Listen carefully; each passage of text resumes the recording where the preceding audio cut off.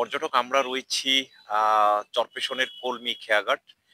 সেখানে রয়েছি। আপনারা দেখতে পাচ্ছেন অনেকগুলো হচ্ছে লাইটার জাহাজ দেখা যাচ্ছে এবং আমরা সেই কলমি যেই নদী, সেই নদীটির পাশে দাঁড়িয়ে রয়েছি। আমরা আসলে দাঁড়িয়ে রয়েছি কলমি ব্রিজের উপরে। সেই কলমি ব্রিজটি দেখতে পাচ্ছেন এটি ভোলার চরপেশনের দক্ষিণে অবস্থিত এবং লেত্রা বাজারের পাশে এটি অবস্থিত। সেই কলমি ব্রিজটি দেখতে পাচ্ছি। কলমি ব্রিজের পাশে দেখা যাচ্ছে নদীর পাড়ে বালুর হচ্ছে মহল রয়েছে। এরা হচ্ছে এবং ইটের ভাটা রয়েছে তারা এবং পাশে দেখার মতো অনেকগুলো সুন্দর সুন্দর জায়গা রয়েছে এবং এখানে আশপাশে তরমুজ চাষ করা হয় এবং হচ্ছে এই বৃষ্টির পরে হচ্ছে বাবুরহাট, আঞ্জুরহাট সেই জায়গাগুলো রয়েছে।